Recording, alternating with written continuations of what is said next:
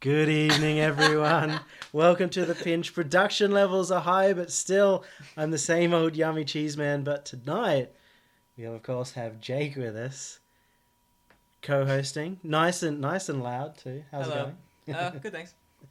Good, thanks. It's a Yeah, dude. dude moment. Excellent. Bring on the new meme. The new meme. That's the old meme though. Yeah, we'll find a new meme. Find a new meme. There'll probably be plenty of memes tonight, Yeah. especially because we have multiple guests. You can see here on our right hand side. Yes, and I got the side correct. There are two empty spaces. The first guest that we have on tonight, you know and love him. He's a staple of the show. It's Nolski. Nolski, how you doing? I'm doing very well, Yelby, and welcome to the show, Jake. Thank you. Excellent. And our second guest, I think many of you know him. Some of you have seen him before, but tonight he's coming up and representing the topic itself as one of the premier team organization managers for one of the, kind of lower tier teams in OCE, but the top of Rocket League. And that is, of course, Squire Pug himself. Welcome to the show. Thank you for having me, sir. Excellent. We actually have audio as well. Hopefully it's all nice and synced up. We've spent hours and hours pre-preparing for this, and of course it still ended up going down to the last minute. But it should be a great show nonetheless. It's great to have 3 guests on at once, and there's not going to be any issues with that, I think. Yeah. We've got the first topic. Obviously, every week we go over this, the week in review, and this is mostly just what I talk about. This is the part where I'm slammy important, but I will turn down myself because it's my fault for putting myself too loud. You're going to have to turn up the entire show because the audio balancing was not quite right. These two are a bit lower, so we've also got to move ourselves lower. Should be all good now, but for the week in review, we obviously found out about RLCS, and we'll be talking a lot about that later. We had the top 4 teams come through for Throwdown, and that was Alpha Sydney, Yes. Jam Gaming, one more, and Sandcastle. The top 4 seeded teams in the region, they somehow managed to pull it through and make it, but there are a lot of really close tight matches there. And the ESL invite qualifiers started as well, and there was no drama around that at all, was there, Squire Pug? Not in the slightest. No. It was a completely uneventful evening. Uneventful evening. There was no Discord fights and like slurs or anything like that thrown Talking around. about after the invite qualifier, which we will call the community grudge match of doom. Yes, that was quite an epic secondary event that completely stood on its own. What was longer, the ESL invite qualifiers or the Discord war of 2017? I was trying to work out at some point when I moved from arguing an actual point to entertaining Justice Robo, because at some point that definitely switched and it was no longer about whatever we were originally starting about. You were definitely entertaining all of us. Like, everyone was enjoying that conversation. It was a show. It was definitely a show in itself. And I think there is merit into like looking in a little bit and talking about that conversation, especially in terms of ESL. The drama sort of ended up because in the grand final, Jam Gaming played a 2v3 up against your organization Legacy. And as we all know, watching a 2v3 isn't the most exciting thing. I was, look, just separately, and this is just to take a contrary opinion, I was actually interested at some of the tactics that they were using. They had a challenge. They were forced to make the best of it. And I was really enjoying some of the absolute silly and bizarre tactics that they were trying. You know, there was one point there where I'm fairly sure, and I can't remember who it was, I don't know, it was Snarf or Monty or whatever, who just sat there grudge pushing the goalie. And I actually got a goal out of it. And he just sat in the goals, shoving and bumping and shoving and bumping, and just hoped that his counterpart could get near the goal, and he was just getting. And it, to be honest, was a clever tactic. It was a ridiculous game, but hey, they were making a go of it. It was fun to see. I didn't watch it because by that point, once it got to the seeding matches, I was like, okay, I've found out who's in the tournament. I don't really care. And I think that was a lot of the things that sort of the players were saying around ESL. And you had a different perspective, and I think everyone here except for this idiot, Jake, would have a different perspective because we've all dabbled at least in the tournament side of things. To ESL's perspective on that, Nolski, you've run seeding matches before, if I recall. Is there a reason for that? A reason for seeding overall, sure. Maybe in a league setting that it's not going to be as important as, say, a double Liam or single Liam tournament, but it still matters somewhat. If it helps for setting up a fixture long term over the course of 7 weeks, so that you don't get matches where second. So let's say Jam play Alpha Sydney, Sandcastle play one more in the same event. Just so that you're able, like Andrew was saying last night, to be able to create stories, to create a marketable product that is not just playing the game. It's not just Rocket League. It involves a lot more than just, at least behind the scenes. Yeah, I definitely agree. As a player. Yeah. Do you agree with streaming and like forcing people to play seeding matches if they don't agree with that? Well, what I would have done in that situation, according to our rules at least, is if they can't field 3 players, then they would be disqualified for that match. I don't know what that means for ESL in terms of, does that team qualify? Does that mean that whoever finished 5th or whatever qualifies as the 4th seed? Everything just drops down 1. But at least would have offered them straight up the option to forfeit. Are you saying you'd make them forfeit the entire tournament and that their matches wouldn't be meaningful? Well, if they're already qualified, then if they were to forfeit that last match, then the worst, ideally, the worst that they could finish is 2nd. But I don't know, because that point was brought up last night by Justice Robert before he was acting like a 3-year-old. Is that if they forfeit or if they get DQ'd, does that mean that they get removed from the qualifying tournament entirely, or does that mean they finish as if they lost the match?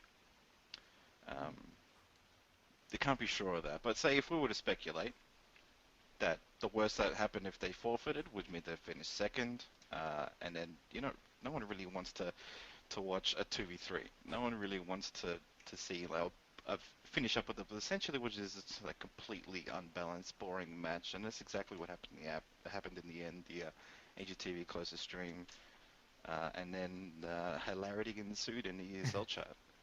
Yeah. The point that I guess I'm going to jump in, and this is the counter step, and this is, let me tell you where I'm coming from here. You know that Legacy has League of Legends teams. You know that we have Counter-Strike teams. You know that we have dealt with ESL and Riot Games and stuff at these highest levels. And so for me, I am seeing, okay, I know where this is going. I know that in 3 months, in 6 months, and in 12 months, this is a road, because I've already walked down it for League of Legends. I've already walked down it for Counter-Strike, and hallelujah, I'm really super happy this road has begun for Rocket League. This is something that I have been doing ever since we picked up the team. And that road is going to need a change in the community. It's going to need a change in how things are put together. And you'll see it now. There's literally, it's even bloody Cybergamer, for all that it is getting on this sort of setup. And it is, you will turn up on time. You will turn up at exactly 10 minutes beforehand. You will have subs ready to go. You will have all your paperwork signed. You will meet by excruciatingly difficult and whatever rules. And you will meet out to the full criteria. And I am telling you now, Riot Games even says, when you quit the game, this is the process that you quit the game so that the broadcast looks better. The players are purely shoved in as you will do this because it's all about the production. It's all about the media. It's all about how you're presenting it to the audience. And so that means there is going to be a set of completely ridiculous, completely annoying rules that are going to be shoved on you. This is coming. Get used to it. You have no choice. If you want to play ESL leagues, This is coming, and you may get a soft introduction. B-Bears may do his best to not be an asshole about it, but it means that if you join a tournament, you will play to the last grand final, and if you have to use a sub, if you have to play 2v3, there is going to be a stream game. Yeah. Because the sponsor wants it, the sponsor has paid for X hours to do it. This is coming.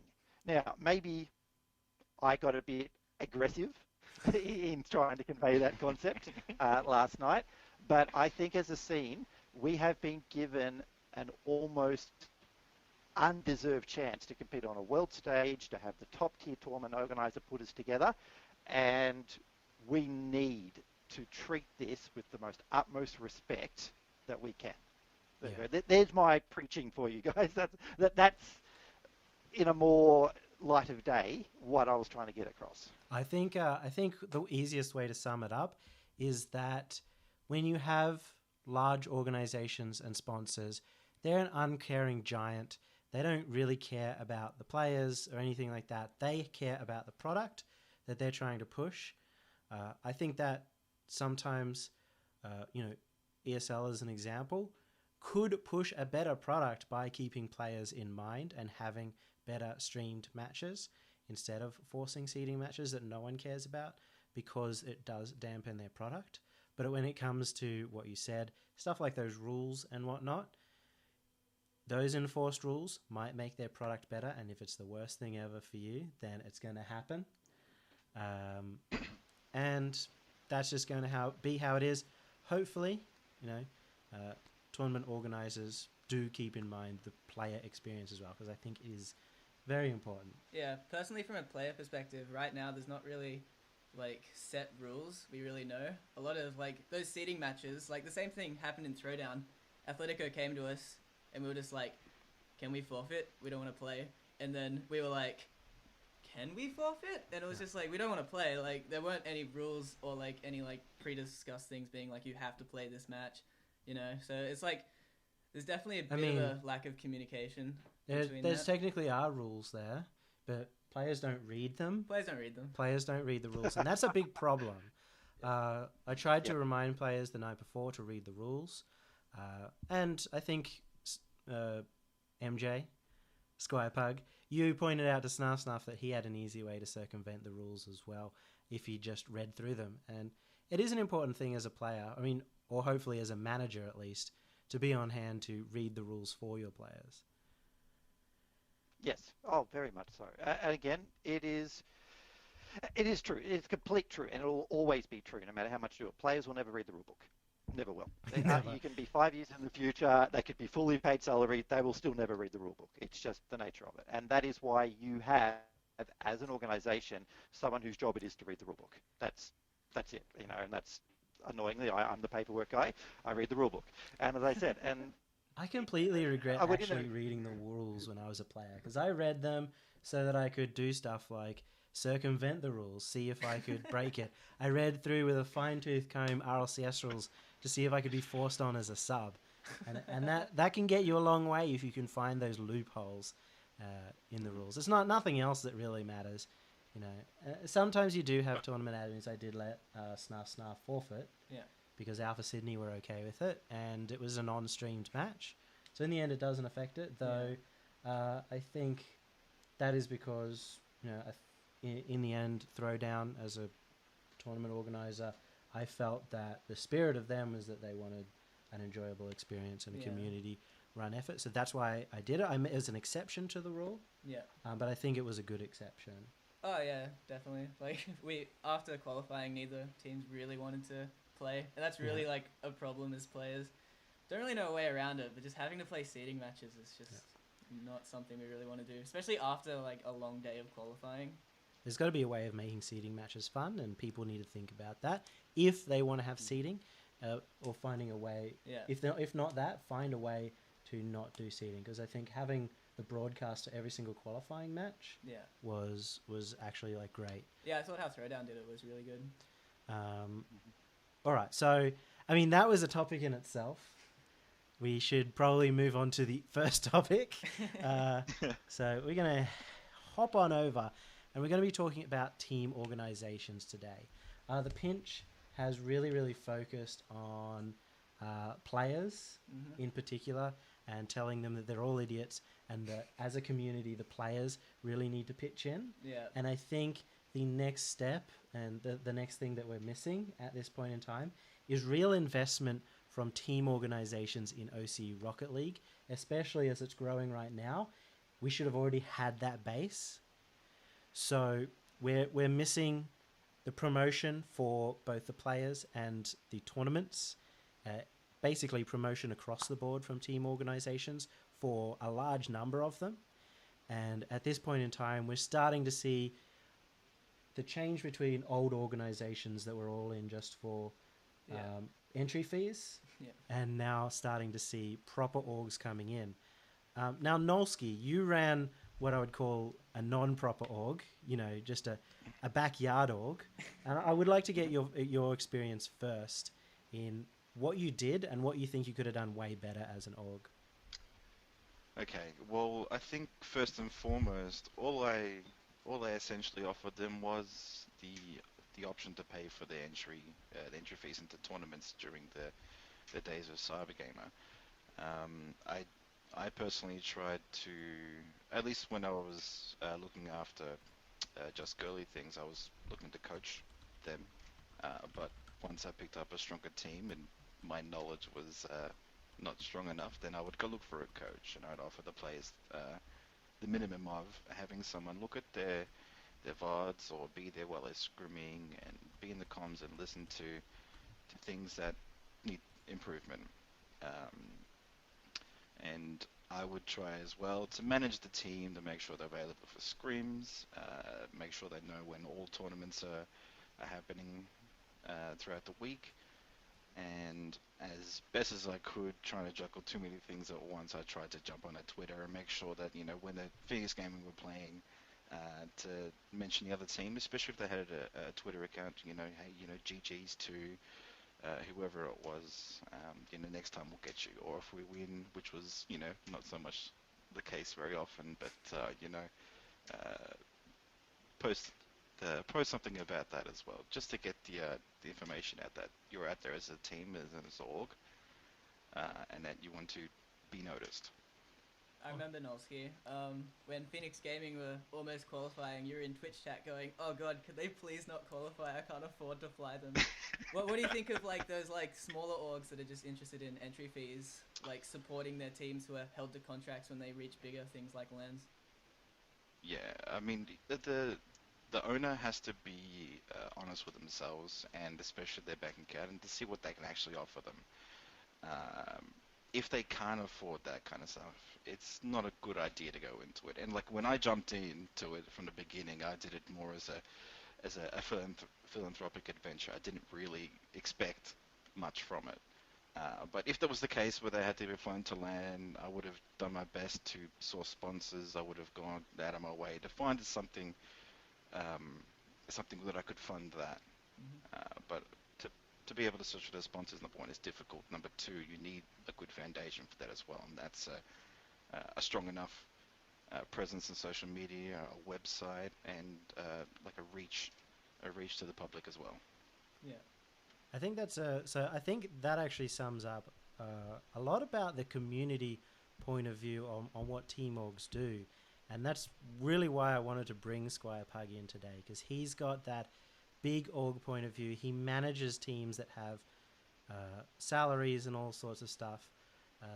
Big League Legends, CS:GO, Rocket League, sure other games too, but I'd love to hear from you, Squire Pug, what an org truly should be. You've probably picked, well, what I would hope would be the most atypical org. I really put a lot of effort into Legacy to be different and to do more. Uh, in a general sense, so I'll go Rocket League specific in a bit, but let's just talk about in a general sense. When I first came on board, for me it was just a League of Legends team, and my number one thing is, what is the best thing I can do to make you guys the best players you can be? And this was in 2015, and they basically said to me, and I said, look, dream big, set me your goals, aim for the skies. And in 2015 in Australia, the best thing that they could dream of was a gaming house. let's just have a house we can move into. Let's just be full-time gamers. And that was pretty much unheard of in Australia at that time. And so I got my spreadsheet out. I talked to sponsors. I hustled, and within 4 to 6 months, it was a go. We could do it. And the boys trusted me to do that, and Legacy had a gaming house in 2016. And it did really well. We were minor premiers in both of the League of Legends splits. Didn't quite win the grand final. Chiefs are a very good side. But we were very clearly a top-tier organization.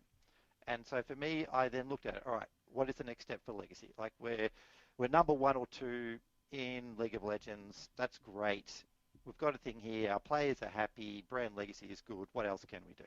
I did my research, got into Counter-Strike, and while I was at a particular Counter-Strike event, I ran into a particular team at the time called Sequential. And they actually came to my notice because the org that they were involved with, again, I don't know what the cry, I don't want to be too harsh, but had done them over. They had to fly themselves to LAN. They had no support. They didn't have any jerseys. They were basically just allegedly the best team in the country, and they couldn't do anything at all to support them. And for me, that pisses me off. Okay, I think you guys may have seen in Discord, I've posted that if any player anywhere has been dogged by their org and can't get to a LAN event, hit me up. I'll do that. And I want no names mentioned, but I've done that. I put my money on the line to get people to LANs, because letting players realize their dreams, like qualifying for a LAN and, oh shit, I can't afford the money to get there, is got to be the worst experience ever. It's so bad.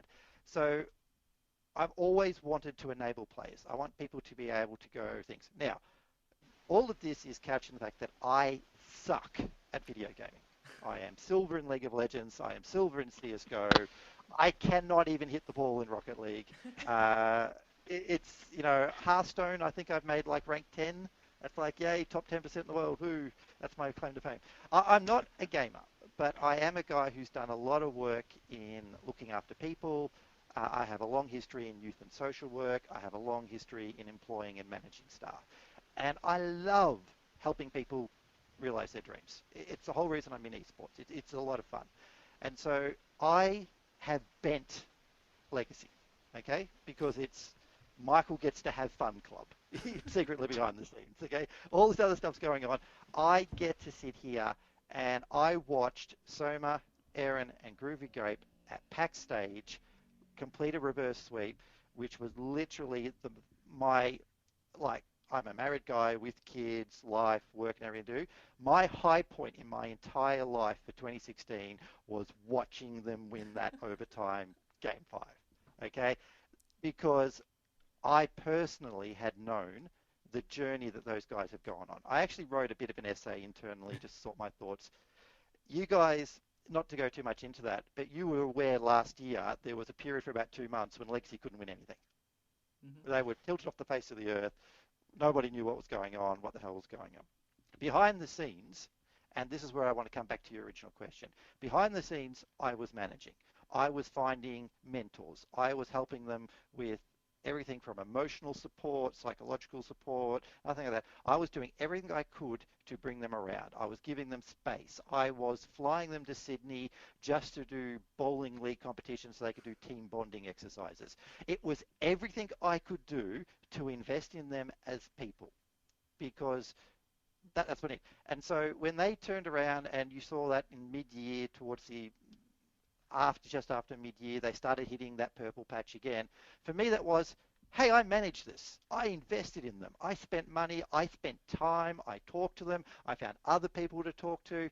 I cross-pollinated with like Tim Wendell, Carbon, the jungler for thing. Amazing leader, amazing captain. But he's not just a League of Legends specific. He is a great leader in those sort of things. And so I cross-pollinate those things. So I put different orgs together. Our Smash player, Miles Donby, does these things. Amazing understanding of what it takes to do performance psychology. That guy puts so much work in. And I shove him up against all our other teams because he just leaks amazing self-insight into how you get better. And all of this is the Legacy organization. It's the legacy culture. It's the legacy investment. It's the legacy way of doing things. So is this land fees? Sure. Is it flights? Sure. Is it a pretty jersey to wear? Sure. That for me is, okay, you've got half a clue. You can balance your books and you're probably financially stable. That's like the You know what an basics org for should be? any org trying to pick up a Basics. team. Yeah. It's like, this is your ticket to get on the train. Now, are you going to be first class or are you going to be back in steerage? Okay. And that's where I have tried really hard to make Legacy a first-class organization with a whole lot of stuff I don't need you to know about. I don't need you to see. I'm not going to brag about.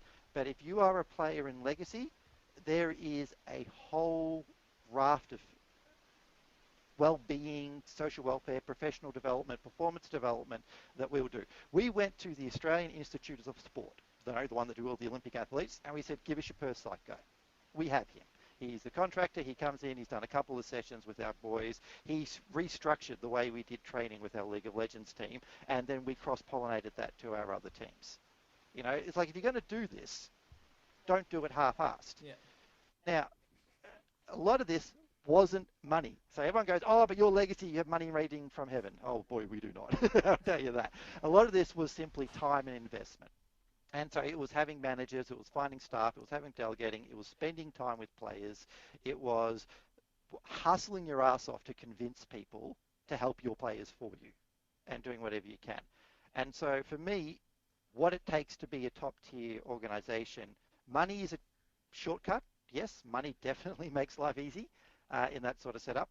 But if you as a manager, you as a coach, you as a whatever, are not your player's number one fan, are not literally the first port of call if your players hit trouble, if you are not the person who will set yourself on fire to make sure that your players get the best experience, then you're not going to be that top tier org and you won't attract the best players.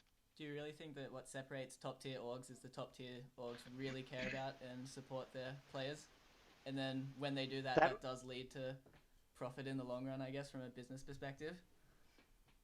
That's what I'm doing with Legacy. I think there's a few other orgs that are like us that are doing that. There are some orgs who are just splashing cash to do it.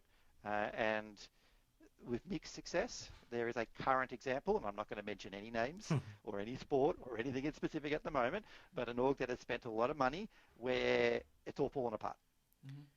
There's actually two of them, so it's actually ambiguous. You can infer it however you like. But there are orgs at the moment who are literally very prestigious, very well known, who did not focus on player well-being. As far as I can read the situation as an external person, and for all the cash, and I am talking 6 figures of cash, has failed as far as I'm concerned. I think Jake also brought up a really good point, is that it's a business, and it's something that we haven't been thinking about a long time. But I think it's also a thing that organizations in OCE really haven't been thinking about. I get a lot of organizations coming to me asking to pick up a team, and they're like, well, we don't have sponsors right now, so we can't afford to give X. And it's really important that any business that you start, you're investing money in. You can't just promise people empty promises on the basis that someday we will get a sponsor and be able to give you something, which is where it's going to be important for those people out there, the audience, to know as a business, these team organizations are a business, and how do they stay afloat? How are they making money? Well, you said there that the whole point around jerseys, flights, coverage fees, that to me is the bare essentials, because what it tells me is that you probably have up to, let's just pick a number out of the air, say $3,000 to $5,000 of discretionary spending over a year to do the minimum. If you do not have the ability to basically lose $5,000, don't start an org. Okay, or don't start an attempt at a top tier org, if that makes sense. Because I'll tell you what that $5,000 is. It is going to be $300 for jerseys. It's going to be about $500 for incorporating your company. Going to be about $500 paying for graphic design and logo design. You're going to put $2,000 in the bank for a land trip. That's a cheap land trip, by the way. to do those sort of things. And then you need to keep probably about $200 to $500 in your emergency fund to express ship a controller because the idiot poured Coke into it or something. Yeah, no personal experience here. And these sort of things. And you can see that money comes. If you can't do that, don't bother. Don't get the logo made by your friend. Don't turn on the website. Don't get the Twitter handle and get going, because you are actually a meme. Okay? There are 100,000 of you. I don't need another one. I want someone, and this can be anything. I know of an organization at the moment that came out of another failed org. I know the people. Again, I'm not mentioning names here, but they're funding this out of their day jobs. Okay?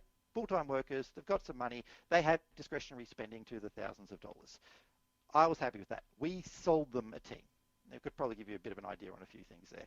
And we were happy to do so because if they could afford the buy price and they showed me a budget, then I knew that they at least had their basic business model together. And I'm looking at that organization now. It has three other sports now that it's involved with, and it hasn't fallen apart. It seems to be doing what it's told. And I feel confident that they're going. And I hope one day we lose to them, because that means that they are investing. Look, legacy, tried and true. I've got my hoodie. I'm a big fan. That's no problem. But you know what I want to do? I want Australia to kick some international ass. And we're not going to be doing that if we're tearing ourselves apart on these sort of things. So I am super friendly to competing orgs. Super friendly. Like even with very much on board with that, with RLCS being announced, whoever goes across, regardless of if they are your worst enemies, if they're, what is it, Avant Gaming or is it Chiefs? I can't remember. One of those two. Even if they're going across, I would throw my full support behind them. I'd actually volunteer my time for those teams because I want them to do as best as possible on an international stage, because if they flunk it and they're the best team in OCE, then it makes OCE look absolutely terrible. Yeah, we need to produce some results to talk to NA and EU when they, give us some banter. Yeah, we can't. If we lose, I'm quitting. I'm quitting completely. Last and second last. Last and second last. If that happens, if we're the NA of RLCS 3, then I'm done. But back to a serious note. So team organizations, for me, they're marketing companies. They are there to bridge a gap that players don't have. All players need to market themselves. All teams need to market themselves.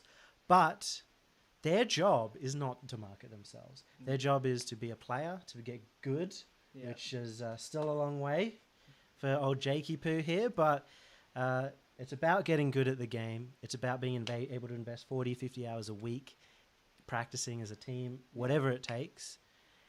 And they don't have time or knowledge or know-how on how to market. It's not up to them to go and approach sponsors directly. And so that is why team organizations are so useful. They are marketing companies, and so many, I think it all boils down with the issue of team organizations right now is they don't realize that. They don't know anything about marketing, and they're not trying to be marketing. They're trying to be, I love video games. I love esports. I'm going to start my own company, and I'm going to start my own team organization. It's going to be great. I'll get teams to LAN, and it'll be the best. But they don't realize the entire other part of it. They're not treating it like a business, and more importantly, they're not treating it like a marketing business. Yeah, personally, from a player's perspective, when I'm thinking about like benefits I want from an org, I'm just like, I don't want to do anything, right? I'm just like, I just want to play the game. I don't want to sign up for anything. I don't want to do like anything at all, right? I just want to play, and that's like the big thing that I feel like the smaller orgs are probably missing. Just as a player, you just want to play. You don't really want to deal with anything else. I think that's not an incorrect mentality to have. You should have a manager to run that sort of stuff. You should have an org that tells you when things are on and not the other way. You shouldn't be doing work for your org unless they're like specifically paying you to be a manager as well as a player. But I think we've hit a lot of stuff. Nolsky, do you have any final thoughts on what you'd like from the orgs in OCE? I think the goal that I set myself is to be able to put myself out there for my team, and if I'm not ready to go to bat for my team, then I'm doing the wrong thing. Yeah, I mean, we all want to bat for our team, but sometimes we don't have the resources to do so. But I think that will move us on to the next topic, and that is finding an organization. I love that the webcam right now is working perfectly for us. If everyone, I should just turn off autofocus, but normally when I'm so dynamic, moving backwards and forwards, I really need it. But finding an organization, and I think there are 3 really great people here to tell you about that. But I think, again, we'll go back straight to Squire Pug, who I think gets probably, I've heard, thousands of notifications saying, can you please sponsor my team? And obviously you do sponsor some teams. So how do you find teams, and how do teams find you? Initially, the second team we ever picked up, as I said, I came into the org, League of Legends was already there, was CSGO.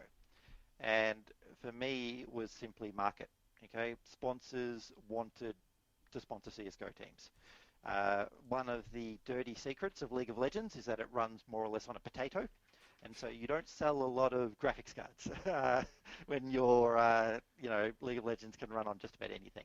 Whereas CSGO, it is the latest 144, actually now 240 hertz monitors and SLI 1070s and 45,000 gigs of RAM and SSDs rated up to the wahoo. Boy, do tech companies love CSGO players. They spend so much money on tech. So for us, when we looked at it, okay, all right, if we want to get better sponsors, we need a CSGO team.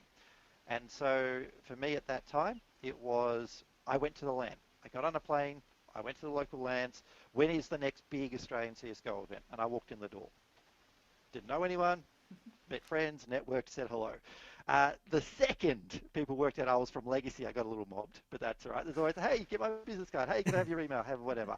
But I had to try and do my research to where those things were. And within about 2-3 months, we had a CSGO team, went to Sweden, to DreamHack, had some really good results. We were very happy with that.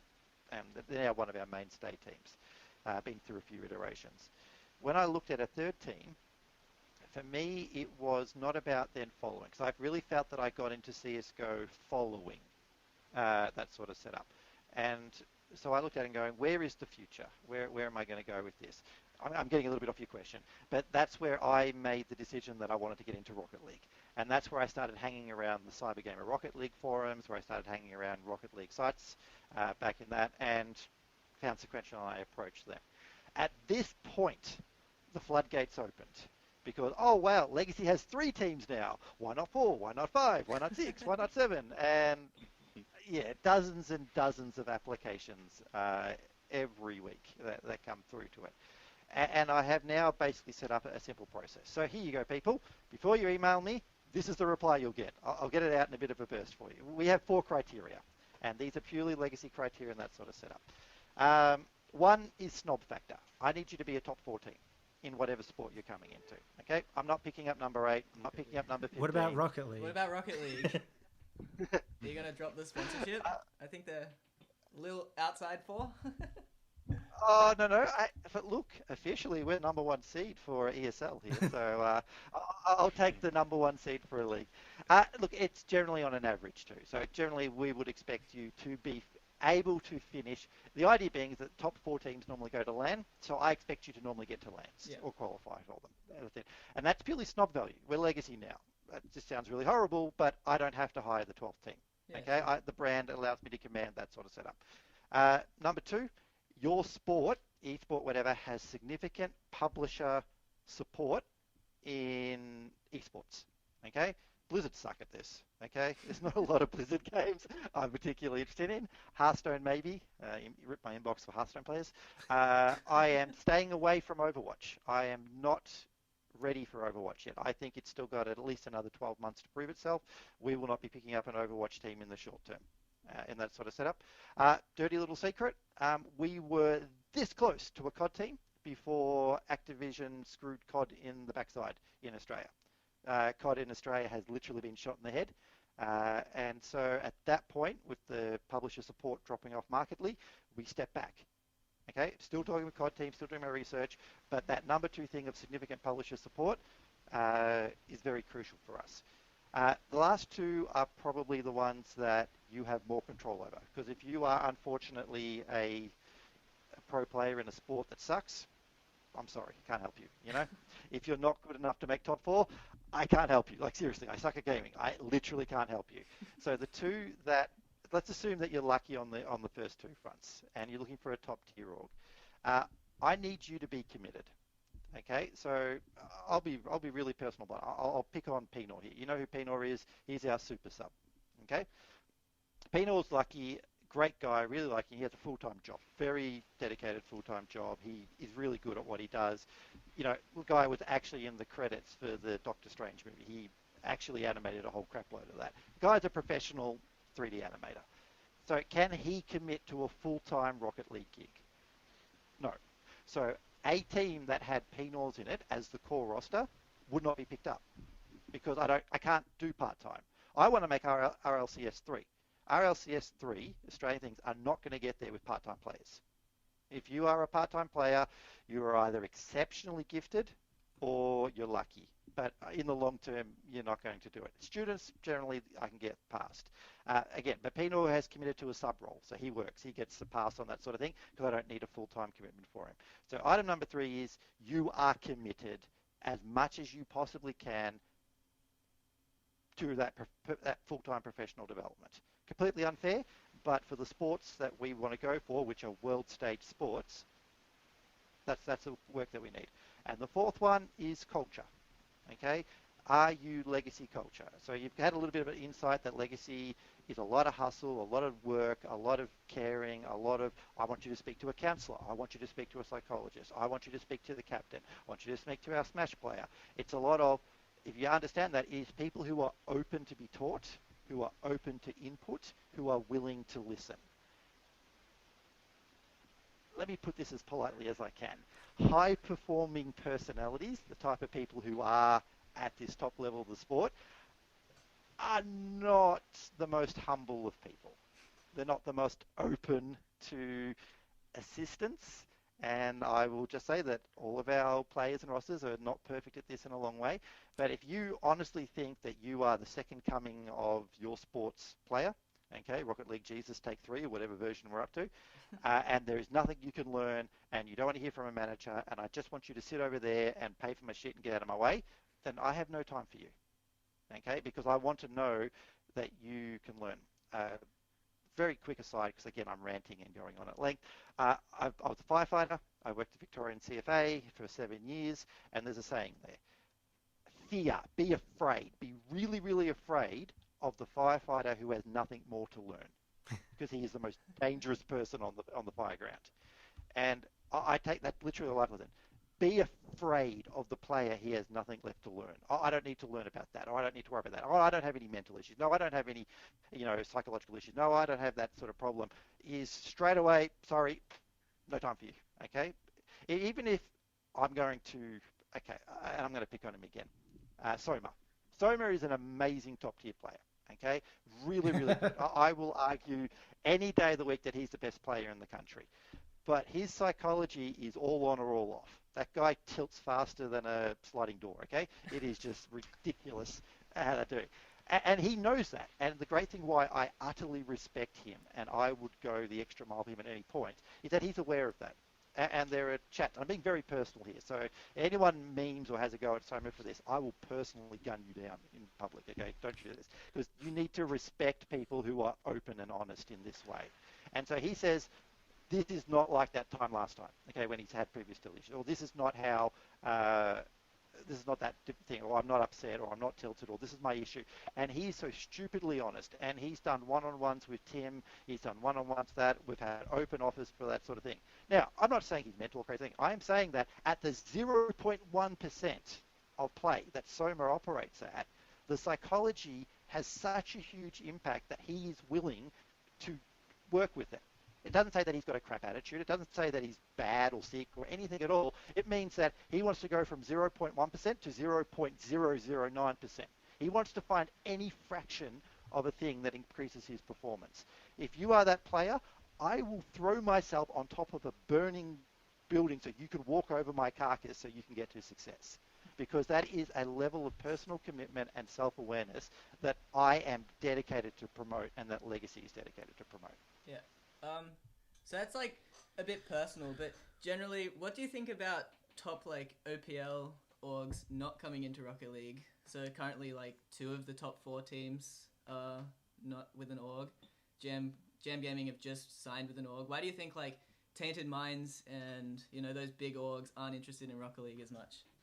Because it's from what I heard from your criteria, we seem to match everything okay. Like Psyonix has got good support, good-ish. I'm not sure what other esports have, and yeah, just everything else. I don't know. What do you think?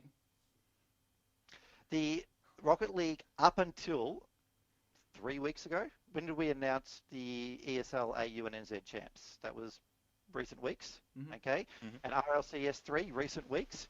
Okay, imagine the day before those weeks. What was Rocket League? It was $100 weekly comps. That was it. Sure. Okay? You're not going to get a Chiefs. You're not going to get a Tainted Minds. Now, why am I here? Because I'll tell you this now. I phone called to the predecessor to Devon. I don't know if you're Devon, he's a community manager for Psyonix. I rang up, LinkedIn, contacted Rocket League at the beginning of 2016 and said, what's the future? And they told me RLCS will not be 2016, but it's a pretty good chance for 2017. I knew this back in things. I did my homework and did things. So I got in early. This was me being speculative and whatever else. So otherwise, Legacy wouldn't be in here. There's no money. Okay, we've been having fun being basically the biggest org in Rocket League for basically the last year. Atletico was reasonably good, but for all intents and purposes, we've been the heavyweight with good results, good performing players, and the most investment. But I did that because I had a phone call with Psyonix at the beginning of 2016, and I went, I'm willing to do that. No one else has done that homework. No one else is willing to take the risks that I've done. And up until 2 and 3 weeks ago, you had nothing. No money, no significant prizes. You had this weird pack spike. That was great money. It was a thing, but it was a once-off event. Okay? Now we have League. Now we have World Stage. If conversations are not happening, I'd be very surprised, to be honest. But understand, these conversations don't happen in a hurry. And when was the announcement made? Okay? Over the next 2 months, I think we have something like a $30,000 prize pool. We have Throwdown 9,000, ESL 7,500. RLCS is 20,000.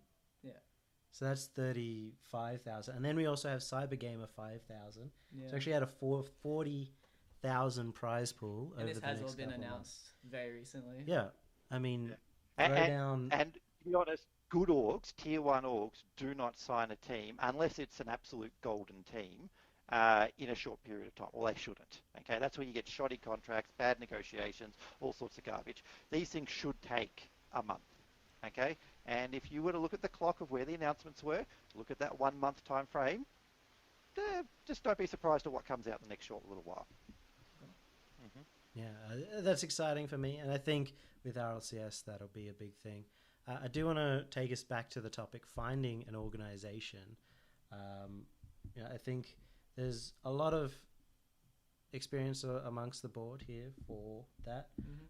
Personally, I get a lot of organizations who come to me and ask for advice on teams, and for me, I basically only ever give suggestions for top 10 teams that don't have an org or who are about to end their contract with an organization. So I give a lot of recommendations across there, but in the end, that's only half of it. I think players who are orgless and want an org need to go out and find one. Yeah, personally, when we first formed Alpha Sydney, before we were Alpha Sydney, we were trying to look for an org because, we just qualified for PAX and we were like, yes, this is great. And we emailed, I went to the OPL page and then looked at all the teams in OPL and was like, I'll email all of them and see what happens. And none of them got back to me. So personally, I actually have no idea how to find an org. We found Alpha Sydney by them coming to us. But as a player, it actually seems kind of difficult, personally. You're in a crowd. There is a lot of noise. And to be honest, the reason why you are in Alpha Sydney is purely because of PAX. If you guys hadn't qualified for PAX, you wouldn't be there. And that is, I guess, where a lot of things is stop. Maybe sometimes worrying about the org. it annoys me sometimes when I see these crazy name teams pop up, but hopefully, and I assume that this is their motivation, that they are just trying to put results on the board. Mm-hmm. Okay, and now there are more tournaments than ever, more opportunities than ever, and when you have a stage, a national land stage, a national stream, an ESL run competition, there will be orgs who will go, cool, that will make my sponsor happy, that's another setup. Going to an org and saying, hey, we haven't placed in anything, we don't really know us, we've been together for a short period of time, zero chance. Like, don't even send the email, you're wasting electrons. If you are in your ESL Cups, if you're in the RLO 3v3s, if you're in the hypes and all those other sort of things, and you are working up and you are, for me at least, regularly placing in the semi-finals or above, then you've got to think. You say, look, we have been together, stable, show the org you're stable. Okay? I don't want that. Every org is like, oh crap, the player's left. We just hired them and player's gone already. Yay! Show stability. That's the number one thing you want early on, stability. 2, results. That's a given. You got to put results on the board for those sort of things. 3, Yummy said this before, branding. Show them that your social media is an asset to the thing. Build your brand. Have a Twitter. Engage with your fans. Do giveaways. Do whatever you can. So when it all looks over and goes, oh shit, he's got 1,000 Twitter followers. Hell yeah, we'll have him, because you are a signal boost to their own social media. Now, there are literally people who have been picked up purely on the back of the Twitter followers, no matter how bad they are, because social media and the marketing drives the dollars, drives the sponsors. That's a straight given on that sort of setup. So if you can drag that marketing, social media stuff sort of through. So if you are there now and you want to get an org's attention, stick together, get stable. In not to cause trouble. Don't just be a core 3, maybe have some subs so the stability could be good. Not for any reason whatsoever as to why I would say that. But stability is very attractive. Results are a given. Social marketability is a given. Focus on those 3, and if you are succeeding at those, then orgs will come knocking at the door. Yeah, I think a lot of people, and probably what came to you, is you've got to treat it like you're submitting a resume. You've got to be standing out from a crowd. People are going to be looking at what you've got to offer, and you need to be able to tell them exactly what you're offering. And if it's not like immediately popping out, it's not good. And there are things that you can say in these applications that are really good and things that are useless. A lot of the things that you do need to say is, we'll be on these lands, we're expected to make it to this land, this land has this many million viewers, we'll be wearing this jersey, we'll have this much interview time, that kind of stuff. Give them numbers, give them the numbers that they themselves can then give off to sponsors, right? So if you go to RLCS, you're guaranteed an interview in your jersey. Mm-hmm. That means their logo and the logo of their sponsors are in front of 1.1 million people. You can give them the stats of last RLCS if you were to be expected to make it RLCS, or if you've already made it. I think at the point of time that if you make RLCS, you're probably going to start getting approached. But if you were to approach someone else, that's the kind of stuff that you need to bring.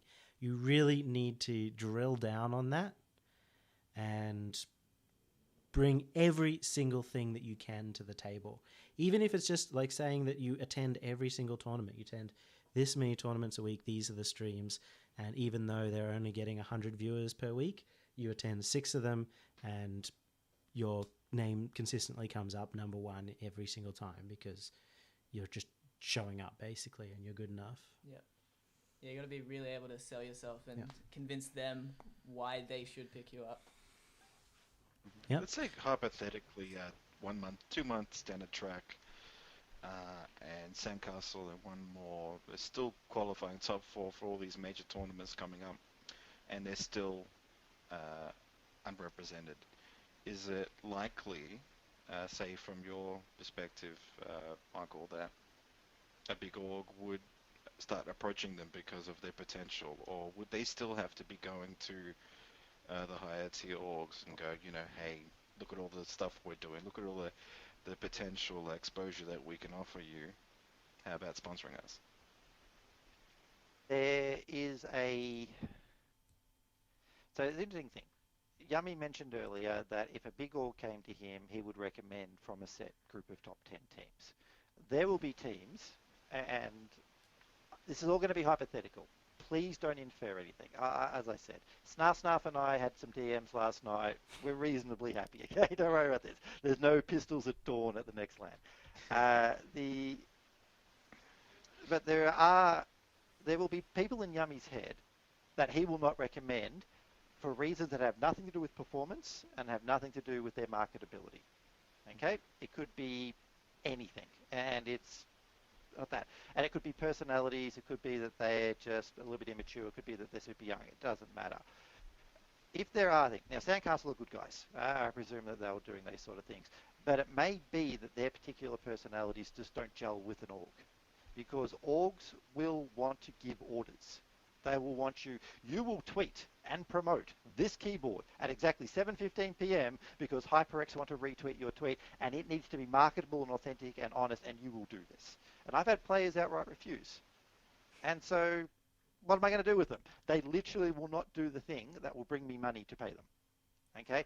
And so, again, not accusing anyone of that or how this stuff comes together. You need to make sure that you're not tripping over things. You need to also, as I said, network and reach out. Like, who are the community leaders? Like, RLO do a great job of being community leaders, and I would say relatively unbiased and whatever else. So for goodness sake, if you're having trouble, get on RLO's good side, get them to act as a reference to you. Like, you can say, hi, and I want to pick on Chiefs, okay? Hi, I'm Sandcastle. I want to be picked up by Chiefs. And here is a reference from Yummy Chiefs Man who raves about how good we are, So how are they going to get that reference from Yummy? Well, they're going to be in RLO 3v3s. They're going to be good members in the Discord. They're going to be involved in the community. And then you build out that network, and people know that you're good people, and people will go the extra mile for you, and these sort of things will build out. Sometimes you'll just be unlucky. But if you are community-minded, outreaching, networking, putting on the performances, being socially marketable, doing all that sort of setup, and you are legitimately a regular top 4 side, it may take time. And 6 months seems like an eternity for the average 18-year-old, which I'll say is about the average age of our player base. But to be honest, if you put together 6 months of performances, you are the most tangible asset that you could be. But too many of them go, oh, I'm already sick of this person, or it's already 1 month in, or it's already 2 months in. Oh, God, it's been 2 whole months. Why hasn't it happened yet? Yeah. And I'm going, dude, I sit there and I go, oh, shit, it's already halfway through February. What the hell happened? Time's a different thing from these sort of setups. So patience is the last thing that I can always say, is that sometimes it will simply take time, and that time proves that you're authentic, and it proves that all the other areas are real and not flash in the pan. Again, look, nothing against Jake, but he got inordinately lucky to form a team in, like, was it a month and a half? I think 2 weeks. Yeah. I remember because I was behind the scenes. We released Ripe because he wanted to play with you guys, and he formed. Oh God, what was that stupid name that you guys formed? Anyway, you formed. Yeah. And you formed that team, and you got into PAX, and you got picked up by Alpha Sydney, who I actually rate as a pretty decent org. You are the lucky 1%, okay? The lucky 0.0001%. That's not normal. And in fact, don't look at Alpha Sydney and say, wow, I want to do that. Jake's just a god, guys. You just need to accept that, okay? That's just the way things sort of come together. But that is not the norm. I'm actually super excited because in the next couple of months, we have both Throwdown, which is in a couple of weeks, and that's already happened. That's already found the qualified teams, and RLCS that are both flying and accommodating teams to the LAN. And this is putting us in a situation where team organizations aren't 100% required. You can have your one more in Sandcastle. They both have the option to not pick up an org because they don't need to fly to LAN. They don't need to pay for flights. And that's going to allow them to at least attend a LAN without a prerequisite, and also work on branding and that sort of stuff in the meantime, and hopefully pick up a better org. So I think it's been great discussing There's we found out mostly that it's not about being proactive in the sense of reaching out to them, unless you can really, really put together a great package. But it's more the fact that you should make yourself marketable. You should make yourself a team that an organization wants to pick up. And once you do, that's when people start noticing you. And as Squire Pug said, there are people around here. I'm not the only one who gets a lot of orgs coming in and saying, hey, like, who should I pick up? I do only because people know that I know the scene very well. But I know that Nolsky gets them, Dover gets them, even as players in the community who are well known get people coming and approaching them. So being good standing in the community, not starting massive flame wars on the ESL Discord, and that kind of stuff can be really helpful for getting people to come and pick you up. But going on with, I sort of wanted to touch on, NA and EU orgs, even right now, that sort of lower end, offering salaries to even Rocket League players at this point in time. And obviously OCE has a big step between that, where we are now, and that level. And in the end, it just goes down to numbers. If you're an NA and EU Rocket League player, you're guaranteed 2,000 followers on Twitter because people will just follow you. You're guaranteed to be in streams that have 2,000 people watching because you're in a solid tournament. And then you have that, RLCS chance. So hopefully that bridges the gap between OC and NA orgs. But a lot of the stuff we're saying sort of hits the same level. When it comes to NA and EU, same applies. You need to be solid. You need to be consistent. You need to be well performing. And that's when you'll be able to approach orgs and do whatever. Yeah. The NA orgs and the EU orgs seem to have a much larger audience as well, so that makes it a lot easier for them to have sponsors more interested in the org because they're generating more viewers. So with OCE, if it continues to grow and Rocket League continues to grow and be entertaining to watch, you could see it approach NA, but we'll probably still always just be behind them. Yeah, the final thing on this topic is that also, be a sociable person. Go when you are at LANs. Be that friendly guy. Be the Jake who goes up to people and says, hey, I'm Jake. It might be hard, but just go say, hey, I'm Jake. Who are you? Like, hey, I'm Jake. I've seen you online, Squire Pug. Because it's those connections that you make, that introduction, and as Squire Pug said before, could be what gets you that organization in the first place. Just knowing someone is usually half the battle. If you knew everyone, then I'm sure that you just pick it up. Like, I think Trident Esports, actually, a massive example of that. They're sitting number 11, 12 on the power rankings. They haven't had a stable roster of late. And they picked up Trident Esports, which are able to provide quite a fair bit to them from what I've seen. I don't know the details of the contracts or anything, but they're hitting above their weight in that.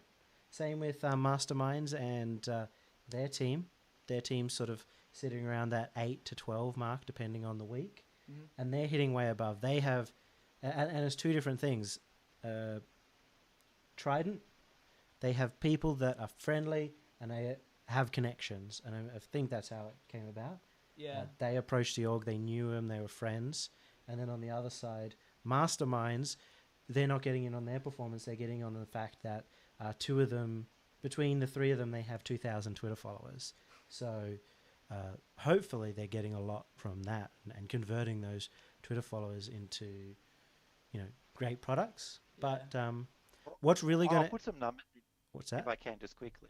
I'll put some numbers in just quickly. So just on one very quick sort of setup.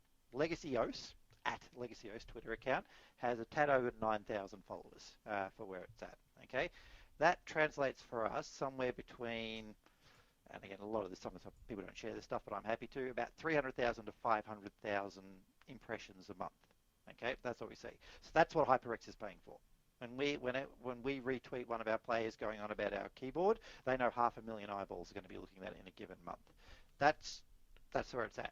That's about 9,000 followers, okay? And that is a pretty decent sponsorship from that point of view.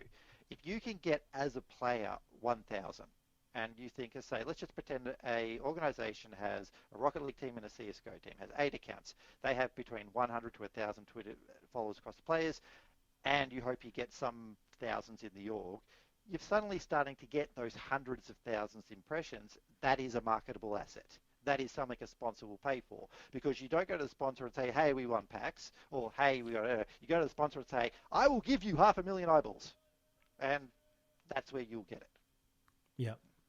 Yeah, definitely the thing I learned when we were looking for an org is just how important it is to have a social media. Like, Yomi actually came to me and was like, make a Twitter. And I was like, I don't want a Twitter. And it was like, that is valuable for orgs, make a Twitter. And I was like, okay. So, like, personally, I had no idea that orgs would really value that. And I feel like that's something players could really work for to improve, to be more marketable and more appealing for orgs to pick up. Yeah, if you don't have a Twitter and you're a player. Facebook and Instagram. Yeah, Facebook and Instagram as well, largely enough. True. A little bit outside the core demographic, but marketers like them. So I've actually noticed a lot recently that the Rocket League community on Facebook is almost precisely zero. Nobody in Rocket League is advertising themselves on Facebook at all. Mm-hmm. And, well, I don't know if that needs to change. That's an interesting question. Right now, Rocket League lives on Twitter, but something like an Instagram is really useful, especially if you're traveling to LANs, traveling to RLCS, that kind of stuff, because people do want to see what you're doing. Instead of using Snapchat, which people are using, use Instagram, because that's what gives numbers. Snapchat is useless for that. So you may as well. Yeah. But we did mention, NA and E orgs are able to offer salaries. They're able to put people in these paid positions because they've got 1.1 million views at RLCS or anything like that. And that is, for topic number 4, RLCS is coming to OCE. And that's huge for everyone. Everyone's super excited. Yep. I had a good chat about this last week. The news came out, 6 hours after the episode of The Pinch. So we didn't get to talk about it. I talked about it the next day, but the full details weren't there. So now we know a lot of the details. 2 teams from OCE are going to RLCS to compete in a 10-team double elimination bracket. So as we said before, putting the players in mind. Yeah. Hopefully not both 9th and 10th seed, because that would be really bad. Well, not really bad, but that would be harsh on OCE if the first team just got put in 9th seed, which is exactly the same seed as what the second seed would be. 9th and 10th are essentially equivalent. It's just whether you'd play the first in NA or the first in EU first up or something. So that would be harsh. I would hope a little bit of a difficulty curve for your first outing. Yeah, I'd hope that they put first seed at somewhere around 6, 7, and second seed at number 10 is fine. It's all right for them to assume that they were bad and that we have to prove ourselves better, which we might not, and I hope that we do really badly. I hope any organization to have that first team as 5th seed, as the lowest of that top bracket of from 1 through 10, so it'd be 5 and 10 maybe. Yeah, I mean, I just want them to not be 9th and 10th essentially. Yeah. But we have 2 teams. There's an Oceania series being run by a third party, in which the top 2 teams from that will go through. I don't think we have any more details on that. And basically all the information we know came out from them releasing the rules, and the rules stated this stuff. There's been no official announcements about OCE, nothing like that. But it's super exciting. I'm hoping that on top of all of this stuff, right, on top of the fact that you will be having 2 teams at RLCS, I'm hoping that just having RLCS interested in us in the first place means that an RLCS tournament, the Oceania series, will have 64 teams minimum signing up to it, and 1,000+ viewers watching it, and full, huge numbers on Twitter. I can't see the RLCS/Rocket League accounts not retweeting or tweeting out the information on Twitter. So that would be a huge Because right now, there's not that much that comes into OCE. There's only ever been the Winter Classic, the Sennheiser Winter Classic, and and recently Throwdown that get support coming out from the Rocket League channel, and they have almost 300,000 followers, so that's big. But in terms of the difference between us being just a national community, local, whatever you want to do, what kind of difference, and I'm going to throw this over to Nolsky first, do you think that being in RLCS for those two teams will make? I think it'll, first and foremost, will give them like an extra boost that they will push themselves away from, say, whoever finishes third and fourth. They'll get that massive influx of experience and just overall, I suppose that skill level will just become just a massive gap. Maybe not at first, but over time they'll be able to develop a lot faster because of that boost of making it to RLCS over the, say, the third and fourth team that would make it. Yeah, there's that is a huge thing, that skill gap. I'm hoping that any team that makes it, their organization will fly them over early. I really hope that's the case, and I think if you are a good org that not only wants to grow your team but grow the scene as well, you will do that, because they need to be boot camping against these EU teams. They need to gain that experience and really take their skill. I mean, hell, if you go there early and you scrim and you just found out that you absolutely dominate every other team, which isn't going to happen. Yeah. But if that was the case, then whatever, you just gained confidence. But if you go over there and scrim them and you find that you're so far behind, well, you have 2 weeks where people like myself and other people around the community will organize matches for you against top NA and EU players.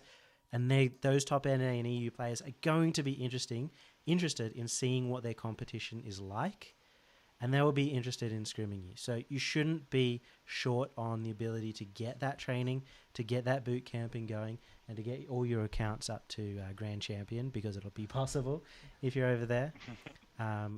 But in terms of numbers, again, I'm going to quote at 1.1 million views on the Twitch channel, and that's just Twitch. I think Twitter usually gets something like 50 million views coming across. What kind of number? What does it mean for those numbers, Squire, in terms of money that comes in, salaries, perks, anything like that would come down and trickle down to the players? I'm just going to steal straight from the League of Legends scene. Chiefs Esports has pretty much had every international trip, bar the one Legacy took off them, and all the rest. This is a really simple thing. Look at the sponsors on the Chiefs jersey after each international event. If you look at the Chiefs jersey now, you can't find a square inch that's not covered in a sponsor logo. And that is because they get that international exposure. And boy, would I love to take it off them. But that's a separate thing. But if you are on the world stage, then it is so much easier to get sponsors. So the thing at the moment that you will find in CSGO, and CSGO is a better example here. Riot's a little bit different because Riot funds a whole lot of orgs and a whole lot of salaries. CSGO gets no money from Valve, no money from ESL, no money from anyone. So all of the money that goes to CSGO players comes from sponsors. There are a select few orgs in Australia that salary their players, and it is the teams that got overseas, okay, on that sort of setup. And again, funding gaming houses. There is one org that is providing a CSGO gaming house in Australia that I believe is in works from that sort of setup. And that is, again, international trips. International trips make you better, experience everything Yummy said before. But boy, when you get out of our little island nation, and I love Australia to pieces, but there's only 22 million of us, and when you look at that, America has 250 million sort of population. I think it's actually 320 million, yeah. Yeah, I think it's a bit bigger. Everything you do in the US has 10 times more audience.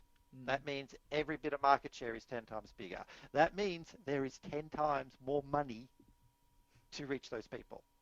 Okay, so if you give me a Los Angeles world stage and we God forbid, get into the finals of that sort of setup, I have got the proposal ready to go for a whole bunch of international sponsors. And it will be a conversation that I can have that I couldn't have. And so what will that mean? And look, hypothetical, don't hold me to this, all back of the napkin stuff. It means that I will probably get at least a part-time salary to my players so that we can repeat it for the next split.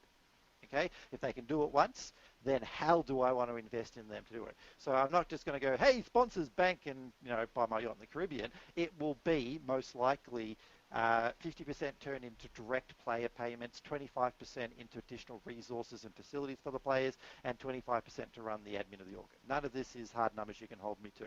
But if you give me that, my job is to convert that into cash, which I then turn into, hopefully, more future performance. You get that virtuous feedback loop. Excellent. Yeah, I think that's a good answer.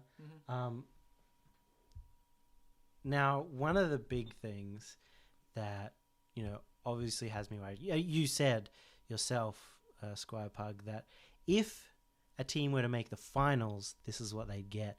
Now, I think it's going to be really important to discuss what happens if OCE goes and comes dead last. What difference does that make to an organization? Because you still get that exposure of them having interviews and them being on an international stage, but there's obviously going to be a huge difference between last and first. It'll mean the difference between domestic and international sponsors. Okay, domestic sponsors are happy to get on a world stage and come last because you just 10 times their audience. It doesn't matter if you won or not. You 10 times their audience. Okay, no problems with that. You will get, the story will be, it was their first time. They're still developing. This was good experience. We'll see about next time. That'll be the story. That'll be a sort of head up, and it will just put that top level back another 6 months. And if we come dead last again, it'll put it back another 6 months.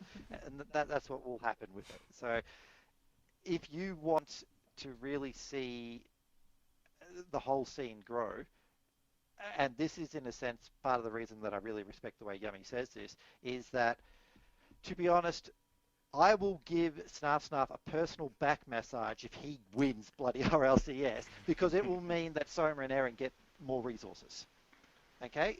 You have to support them. You have to do whatever you can to get them up.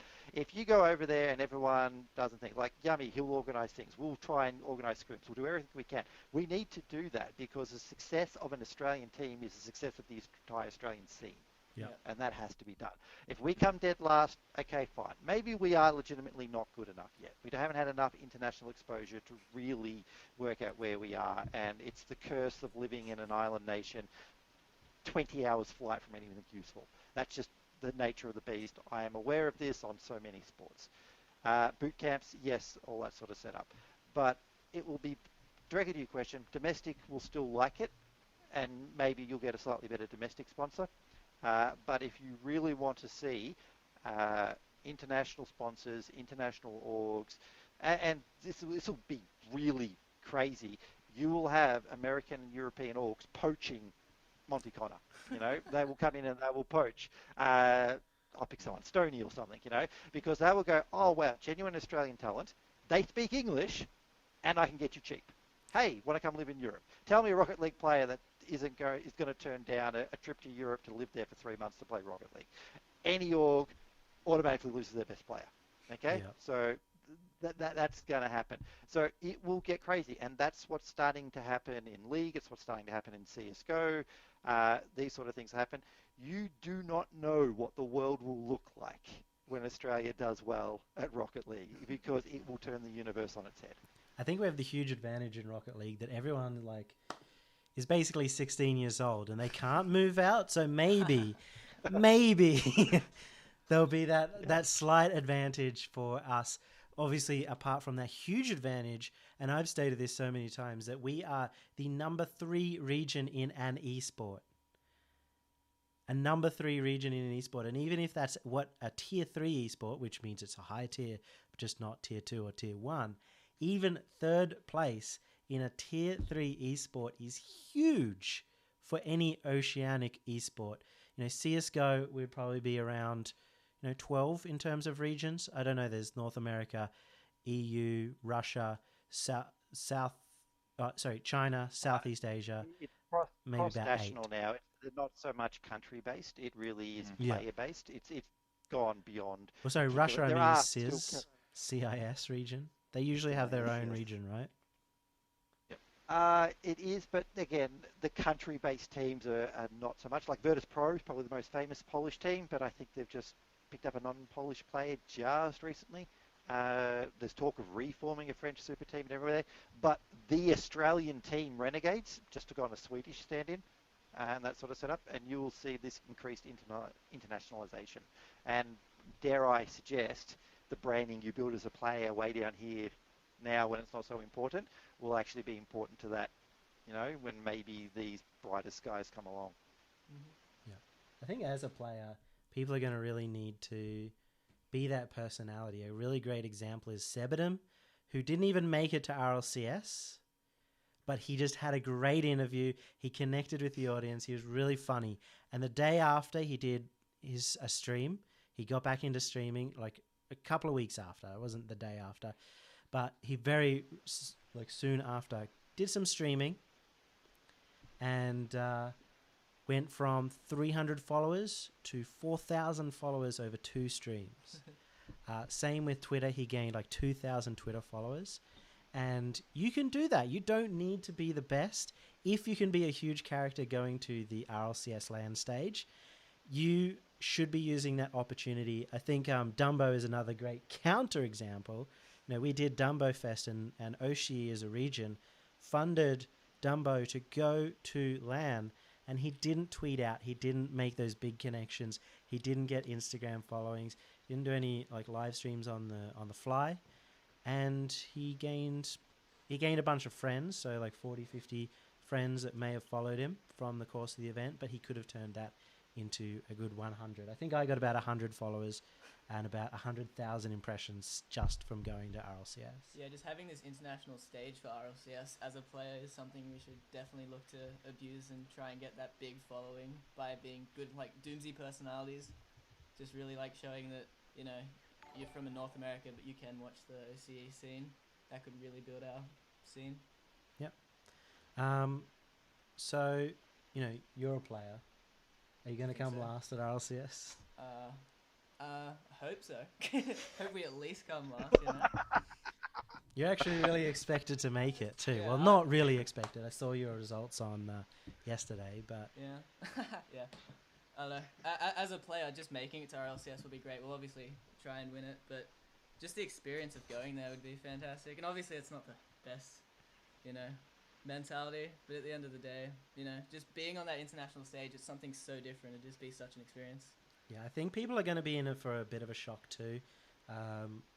Like right now, we actually have more lands right now in OCE than any other in NA or EU in terms of like major lands that you have to qualify for. We've had far more than those other regions. They only have RLCS, and I think they're going to start getting a lot more now. Psionics getting involved and do more of them. But that LAN experience is great. You have LAN experience where you've got a lot of experience losing at LAN, but that isn't going to necessarily convert onto an international stage.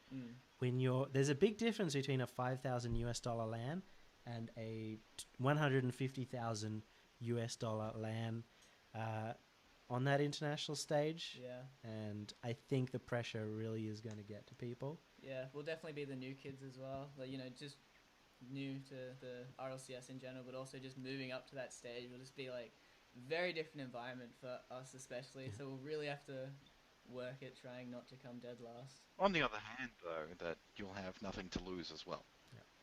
Yeah. And I think you the can whole really thing is feed a off that learning energy. experience. Take 3 True. sale. Be the Yeah. IBP, OC, come first and second. Yeah. Australians love an underdog. You know that if we can get that whole Australian spirit of supporting the underdog and barrack for us no matter what, I think it'll be really well. But as I said, as a nation, I'm pretty confident saying we will unite. No matter who they are, what they do, we will unite and we'll support them. As I said, I am planning to be there, whether Legacy is there or not, to help out, and I know that other people are. There's actually a bit of a group organisation that we're thinking of doing. I think it's in the RLO Land Meetup pinned tweets if you're interested in coming along. It would just be really good to have a sizable Australian contingent there to support. And as I said, I'm going, legacy qualifiers or not, we're going. Legacy players will be coming as well. We're going there. This will be something that we believe in, and we want to basically show Psionics that including Oceania as a region was the best decision they ever made. Everyone bring their Australian flag T-shirts and go nuts. Aussie, Aussie, Aussie, moi, moi, moi, going out in the crowd. Even if we lose, got to go cheer. But yeah, I think that's the plan of a lot of people. Hopefully, people can go. Money is a big issue when it comes to flying from Australia to anywhere. And there's only so many charity streams that one can do. But yeah, it's going to be fantastic. I'm jealous of the players who get to go there and compete. But hopefully I get involved some way as well as a lot of other people. It's a huge opportunity for everybody, managers, RLO managers as well. What are you, public relations managers? Big opportunity there too. Right. Just a note, and for anyone who may feel like that America is out of reach, it does look like it'll be about 2K roughly for a minimalist sort of experience. Based on just back of the napkin, if you can put aside about $100 to $150 a week, which is what a shift part-time, maybe 2 shifts a week, if you were to put that aside for just the next 4 months, I can get you to America. I can get you to RLCS 3. We can get you there to support Australia and New Zealand debut on the RLCS 3 stage. So I'd really encourage you that, hey, if you're young and you really want to do this, traveling as a group with RLO, with whoever, and supporting Australia at this sort of thing would probably be one of those memory-defining events that you should probably get on board. Definitely. And people asking in the chat, am I planning on going? Yes, I 100% am planning. Now, whether I have the money is another question, but at this point in time, it looks like I will be able to go monetarily wise. So I'm going to be trying to go no matter what. I think I could probably lean on some sugar daddies if I don't have the money. But that is the big question. And I think with the questions coming out in the chat, it seems like everybody is in the mood for Q&A. So if you are out there on YouTube, thank you very much for watching. Thank you especially to all the guests today. 3 guests, Nolski, Jake, and big thanks to Squire Pug as well. I think your experience really was not only interesting to the chat, but very interesting for me as well. Thank you for having me on. Yeah. Pleasure. That's it for tonight. And for those in Twitch, get your questions in. We'll be answering them straight away.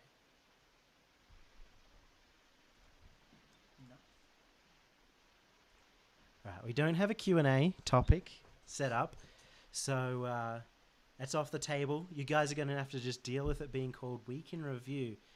And if you've got problems, please email justicerarobo@definitelyrealemail.com, or at least spam him with messages in Discord to get that done next week. But no, huge thanks does have to go out to Justice Robo for giving us the new overlays, for doing all the work over the last couple of days to get this sorted, and I think it's been really good. And next week it'll be even better, so big shout out to him.